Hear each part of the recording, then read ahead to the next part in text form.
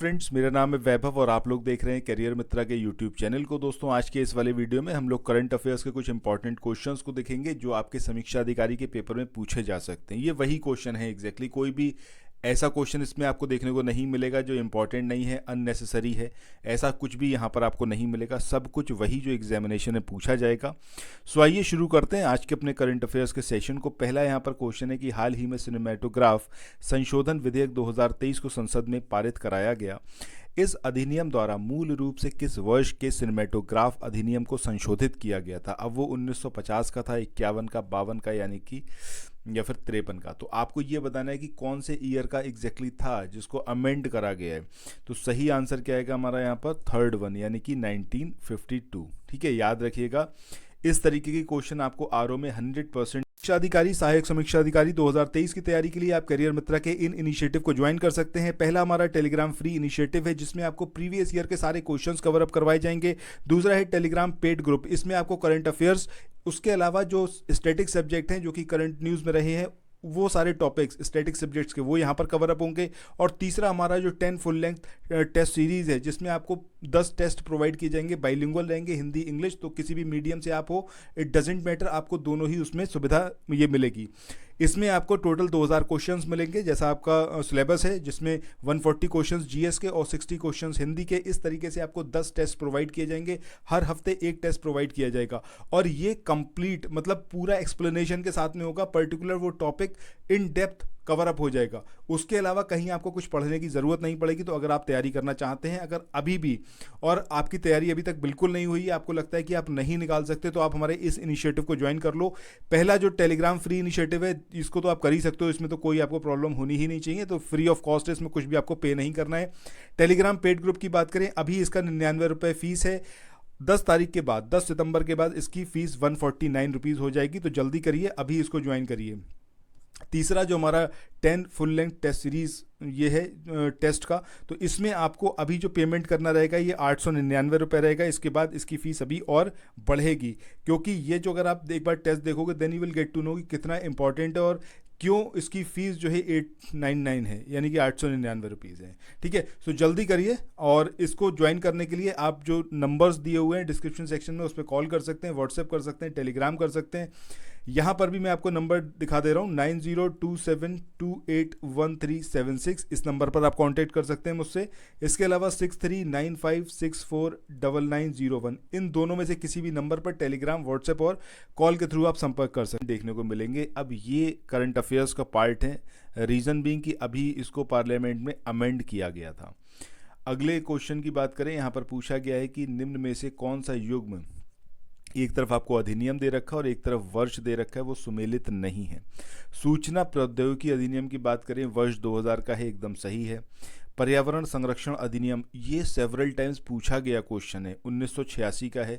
As it is इसको याद रखिएगा। SEIT एक्ट भी याद रखिएगा, 2000 का है। ये सारे एक्ट अभी फिर से न्यूज़ में रहे हैं, तो यहाँ पर सिर्फ वही चीज़ जो एकदम करंट अफेयर्स में है। ठीक है, भारतीय वन अधिनियम की बात करें, 1927 का है, this is also in news. अब यहाँ पर फोर्थ वन की बात करें, कॉपीराइट अधिनियम, ये 1955 का नहीं है। अच्छा, कमेंट सेक्शन में बताइएगा कौन से ईयर का है ये कॉपीराइट एक्ट। जो भी बताएगा उसका नाम जो है सबसे पहले मैं अनाउंस करूँगा कल जो हमारा वीडियो आएगा करंट अफेयर्स का उसमें। सो आई सजेस्ट यू कि अगर आपको पता है, कहीं सर्च मत करिएगा। ठीक है, मतलब अगर आपको अभी पता है तो ही बताइएगा कि कॉपीराइट अधिनियम कौन से ईयर का है। नहीं बता पाए तो फिर कल जब वीडियो हम स्टार्ट करेंगे तो सबसे पहले तो जिन लोगों ने आंसर बताया होगा उनके नाम लिया जाएगा। उसके बाद वो सारे क्वेश्चन जो मैं यहाँ पर आपसे पूछ रहा हूँ, इन सब के आंसर्स मैं आपको प्रोवाइड करूँगा। अगला क्वेश्चन यहाँ पर है कि स्कूली शिक्षा एवं साक्षरता विभाग, शिक्षा मंत्रालय, इसके द्वारा जारी जिलों के लिए प्रदर्शन ग्रेडिंग सूचकांक के संदर्भ में निम्नलिखित में से कौन सा कथन सही नहीं है? पहला स्टेटमेंट है कि सूचकांक में जिलों को 10 ग्रेडों के आधार पर वर्गीकृत करा गया था, ये बिल्कुल सही बात है। दूसरे स्टेटमेंट की बात करें कि देश का कोई भी जिला शीर्ष 2 ग्रेड, एक दक्ष है और दूसरा उत्कर्ष, इसमें मतलब शामिल नहीं हो पाया, उसमें इतना अच्छा परफॉर्म कोई भी नहीं कर पाया कि वो दक्ष या फिर उत्कर्ष जो ग्रेडिंग है उसमें वो एंटर कर पाए। ठीक है, तो इसमें कोई भी देश का जिला नहीं था, दिस इज ऑल्सो करेक्ट। अगला स्टेटमेंट है कि उत्तर प्रदेश में उत्तम और प्रचेष्टा वन के अंतर्गत कई जिले हैं, और प्रचेष्टा 2 की बात करें तो इसके अंतर्गत 2 जिले हैं। This is incorrect, reason being कि अगर हम प्रचेष्टा 2 की बात करें तो उत्तर प्रदेश के 2 जिले नहीं हैं, यहाँ पर 4 जिले इसमें शामिल हैं। इसके बाद अगला स्टेटमेंट है कि वर्ष 2020-21 के लिए 121 जिलों को अति उत्तम के रूप में वर्गीकृत करा गया है। This is also correct. तो यहाँ पर जो हमारा इनकरेक्ट है वो थर्ड वन है, जिसमें प्रचेष्टा 2 की बात करें उत्तर प्रदेश के सेंस में, तब यहाँ पर 4 डिस्ट्रिक्ट हैं यूपी के। चलिए अगले क्वेश्चन की तरफ चलते हैं। इस क्वेश्चन में यहाँ पर पूछा गया है कि निम्नलिखित कथनों में से कौन सा कथन सही है। अब पहला स्टेटमेंट है कि हाल ही में वर्ल्ड रिसोर्स इंस्टीट्यूट द्वारा वैश्विक वन निगरानी नामक एक अध्ययन प्रकाशित किया गया। This is absolutely correct. अब वर्ल्ड रिसोर्स इंस्टीट्यूट, इसका जो गठन हुआ या फिर इसको स्थापित किया गया ये 1980 में यहाँ पर दिया हुआ है। दिस इज इनकरेक्ट, क्योंकि ये है आपका 1982। ये ईयर कौन सा है आपका 1982, जब वर्ल्ड रिसोर्स इंस्टीट्यूट को इस्टेब्लिश किया गया। तो यहाँ पर हमारा जो आंसर आएगा केवल एक आएगा, क्योंकि हमें यहाँ पर सही स्टेटमेंट बताना है। सेकंड स्टेटमेंट तो यहाँ पर है इनकरेक्ट। इसके बाद अगले क्वेश्चन की बात करते हैं। तो इस क्वेश्चन में यहाँ पर पूछा गया है कि निम्न में से कौन सा कथन सही है। अब पहला है कि अक्टूबर 2023 तक हाइड्रोजन से चलने वाली बसों का प्रथम वैज्ञानिक परीक्षण दिल्ली में किए जाने की संभावना है। दूसरा स्टेटमेंट है कि वर्ष 2022 में भारत की पहली स्वदेशी रूप से विकसित हाइड्रोजन इंजन सेल बस पुणे में लॉन्च की गई थी। सो ये दोनों ही स्टेटमेंट यहाँ पर एकदम करेक्ट हैं। अभी 2023 में, अक्टूबर 2023 में हाइड्रोजन से चलने वाली जो बस है उसका पहला वैज्ञानिक परीक्षण जो होगा वो दिल्ली में किया जाएगा। 2022 में हाइड्रोजन इंजन सेल से बनी हुई स्वदेशी जो बस थी, जिसको आपने देखा होगा, नितिन गडकरी भी उस पिक में थे, काफ़ी फेमस रही थी वो पिक, ठीक है, न्यूज़ में रही थी। तो ये जो हाइड्रोजन बस है ये आपकी पुणे में लॉन्च की गई थी। तो यहाँ पर हमारा आंसर क्या होगा, ये पहला स्टेटमेंट और दूसरा स्टेटमेंट दोनों सही हैं, थर्ड वन यहाँ पर सही होगा।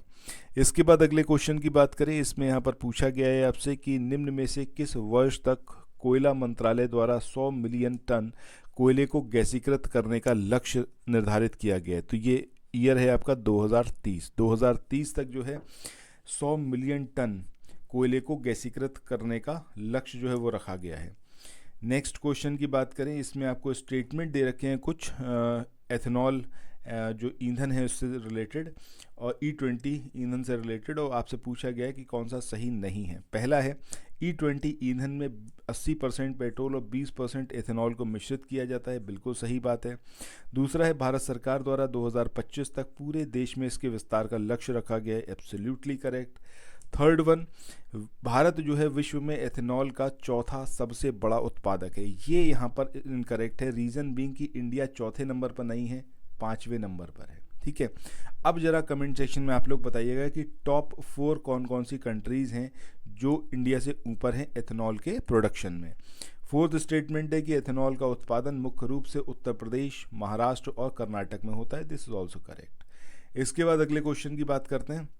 इस क्वेश्चन में यहाँ पर पूछा गया है कि निम्न में से किस शहर में ग्लोबल गिबन नेटवर्क की पहली बैठक आयोजित की गई। अब ये काठमांडू में, हेनान में, नई दिल्ली या फिर बैंकॉक। तो सही आंसर क्या आएगा हमारा, ऑप्शन सेकंड, यानी कि हेनान प्रांत जो आपका चाइना का है, वहाँ पर पहली ग्लोबल गिवन नेटवर्क की बैठक आयोजित की गई। चलिए मूव ऑन करते हैं अगले क्वेश्चन पे।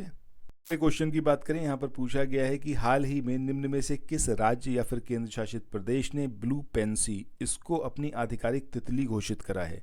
अब ये कर्नाटक है, पुदुचेरी है, जम्मू कश्मीर है या फिर लद्दाख। तो सही आंसर क्या आएगा हमारा, जम्मू और कश्मीर। इसने ब्लू पेंसी नाम की एक तितली है, इसको अपनी आधिकारिक तितली घोषित किया है। अब आज के इस वाले वीडियो के आखिरी क्वेश्चन पर आ चुके हैं। इसमें आपसे पूछा गया है कि हाल ही में चर्चा में रहे एम्बर ग्रीस, इसका संबंध निम्न में से किससे है। अब ये ब्लू व्हेल है, ये स्पर्म व्हेल है, ये ओरका है या फिर ये हम्पबैक व्हेल है। तो सही आंसर क्या आएगा, स्पर्म व्हेल। स्पर्म व्हेल में ये जो एम्बर ग्रीस है ये पाया जाता है और ये बहुत ज़्यादा वैल्यूएबल है। मतलब इसको समुद्र का हीरा भी बोला जाता है, ये समझो आप, इतना ज़्यादा वैल्यूएबल ये होता है। ठीक है, तो इसी के साथ अब आज के इस वाले सेशन को यहाँ पर एंड करते हैं करंट अफेयर्स के। नेक्स्ट वीडियो कल आएगा, उसको ज़रूर देखिएगा। टेलीग्राम चैनल, जैसा मैंने आपसे बोला है, टेलीग्राम चैनल को तुरंत ज्वाइन कर लीजिए। डेली बेसिस पर आपको वहाँ पर बहुत ज़्यादा इंपॉर्टेंट क्वेश्चंस देखने को मिल रहे हैं, और पूरा पेपर आपका समीक्षा अधिकारी का सिर्फ और सिर्फ हमारे टेलीग्राम चैनल से आ जाएगा। डू नॉट वरी, बस डेली बेसिस पर आकर जो क्विज कंडक्ट कराई जा रही है उस क्विज को आप परफॉर्म करते रहिए। तो फिर मिलते हैं नेक्स्ट वीडियो में। Till then, thank you so much, have a nice day, bye bye.